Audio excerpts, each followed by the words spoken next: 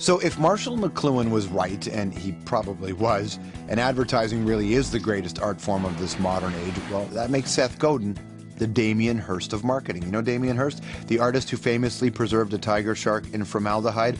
Well, Seth's a bit like that, an ultimate entrepreneur who specializes in ideas. These idea viruses spread through a population just like the flu. Ideas that have transformed him into one of America's go-to business gurus. He's a pioneer of internet marketing, the founder of Squidoo.com, which is a wickedly successful site that allows anyone, yes, even you, to build a page about any topic you're passionate about. He's a writer as well, has 13 books, many of them are bestsellers. The latest two, Poke the Box and We Are All Weird. And now with pretty much the whole year in front of us, Seth's got some pretty brave predictions about what lies ahead. First things first. Things don't look good for advertising executives, those real-life mad men and mad women.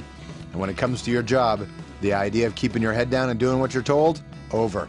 He says we're all going to have to change, or never mind the race to the top. You'll be racing to the bottom. Please welcome Seth Godin. Nice to see you, man. Good to see you. Thank you. Welcome to the show. What a pleasure. You're such a pro. Oh, thank you. It's very nice to have you. I love the books, too. They're short. There's lots of them. Exactly. So you can always They're always like follow. peanuts. They're like peanuts. That's exactly right. So here we are, 2012. Are you hopeful? What a new year that was. Fantastic. Boy, wow. How was your New Year's Eve party, everybody? You're lying. No, seriously, 2012. What do you Here's the thing. The recession is a forever recession. You think There's so? a cyclical recession that comes and goes, but there's this other thing, and it's the end of the industrial age. It lasted for 80 years. For 80 years, you got a job, you did what you were told, you retired. And good people could make above average pay for average work. And it ended. And so 2012 is not going to be more of the same. It's going to be worse of the same in that the industrial age is going away and a new thing is going to take its place. It doesn't strike me as we're a group of people who are prepared for this new thing yet. Totally unprepared. Absolutely. Because our schools, our systems, our retirement things, our taxes are all built around this notion of doing what you're told. And now we don't know what to do because it's a revolution. And so what do you think we should do? Pick yourself. Don't wait for someone to pick you. If you have a book, you don't need a publisher to pick you. You can publish it yourself. If you want to write, write. If you want to sing, sing. If you want to start a movement, start a movement. But this shift is that it doesn't matter whether you own a building or own a big company. You can now make an impact if you want to. Well, there was this idea that people think the government owes them a job, or at least owes them the opportunity to get a job. Has that changed? Well, I think the thinking hasn't changed at all, because that's what we grew up to believe, that this notion of you pay your taxes and you do what you're told and there's a pension and a safety net is hardwired in. Andrew Carnegie, Henry Ford, all those guys built it into the system. And now it's starting to crumble, and the jobs are moving. There's a McDonald's in California. You pull into the drive-thru and you say your order, and you can see the guy 12 feet away who's flipping burgers. You're not talking to him. Yeah. It goes over TCP/IP through the internet and a satellite to someone in South Dakota who's making 12 cents less an hour, who types in what you said and back over, because they could save 12 cents doing that. So there's this race to the bottom. And if you're going to say, I'm an average guy doing average work, we'll find someone cheaper than you. But is it that there was a revolution, or is it that corporations felt like they had an unfettered path? Yeah, capitalism has always needed boundaries. And so if you've got people racing, and if the boundaries get loosened, they're going to race faster. The alternative, though, which I'm much more interested in, is the race to the top. So while there's people who are racing to the bottom, there's... What's race to the bottom? What is that? Yeah, the race to the bottom is, how do we get cheaper? How does everything get cheaper? More Walmarts, more Targets, more stuff made by people who are getting paid ever less from cheaper materials, cheaper services, whatever.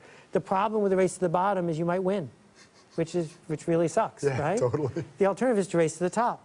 And some people are getting to race to the top because the internet and this revolutionary connection engine that we're all living with says if you can figure out how to do something interesting or unique or noteworthy, people will find you and pay you extra. Because you're not like everyone else, but cheaper. You're different than everyone and more expensive. But the whole system needs to change. Yeah. Wow. Do you really... Like it or not, it's all turning upside down. Is this one of the things like the record business where, regardless of how we feel, it's going to change? Do you think it will change? Yeah. So the record business was perfect, George, in 1972. Everything about it was perfect. Rolling Stone magazine, American Top 40, right Billboard. Right to the late mid-90s, yeah, then right? Yeah. Gone, all at once. More music now, by more musicians, listened to more often by more people, All of that's great, but the industry that made it, gone. And so the same thing is going to happen to Canadian Tire, and the same thing is going to happen to Tim Hortons, and the same thing is going to happen to the local hotel and everybody else. They're either going to have to choose that we're just like everyone else but a little cheaper, or they're going to have to say we're the only one. Like Rita's Candy Shop, halfway between here and Algonquin Park. Yeah. Rita's has a line out the door all summer long. She and her husband make hundreds of thousands of dollars, even though there's all these other places on Highway 11 that are struggling, because they're all the same.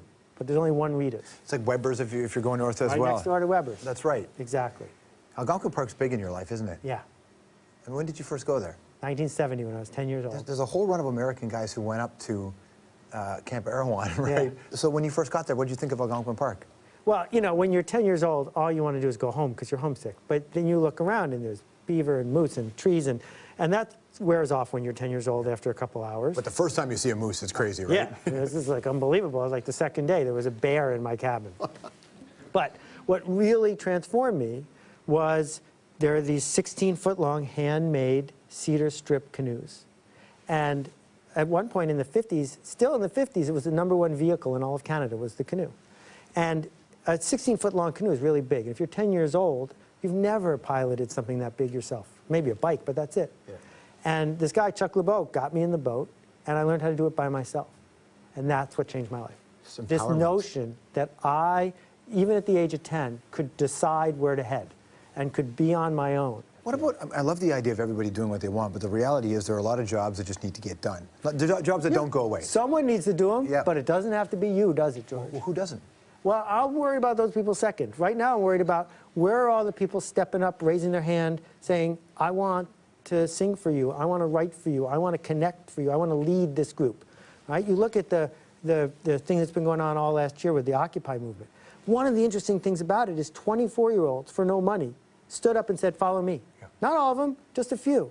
Well, we can replicate that by organizing people, First Peoples, or organizing people who are really into listening to vinyl records, or whatever it is you care about. What do you think, you know, the idea of going out and doing stuff, though, and if making yourself happy, doing what you want, people are just conditioned to be afraid of things, and I think our parents' generation really beat that into us. Yeah. You need stability. Like, people are just afraid of failing, isn't that it? Well, understand 20,000 guys, mostly men, at Ford Motor Company lost their job on one day. Yeah. All of them had done everything they were told, and they all lost their job. So don't tell me stability is stable, because it's not. There's part of our brain right back here, the amygdala, it's the prehistoric brain, the lizard brain. It's in charge of revenge and anger and reproduction. It's the one that makes you change your outfit before a blind date and eat a whole chocolate cake when you're depressed. Isn't it funny that reproduction and anger and revenge are together? Exactly, all in one little wild animal kind of thing. So you need to recognize the voice of that lizard. When it speaks up, when it freaks out because there's turbulence on the plane or because you're worried your boss's caller ID's on the phone, you need to say to the voice, thanks for letting me know, now let's move on, as opposed to having this fight with it, because that's what freezes us up. It's got a couple of books, We're All Weird and Poke the Box. Seth Godin, everybody. We'll be right back. Thanks.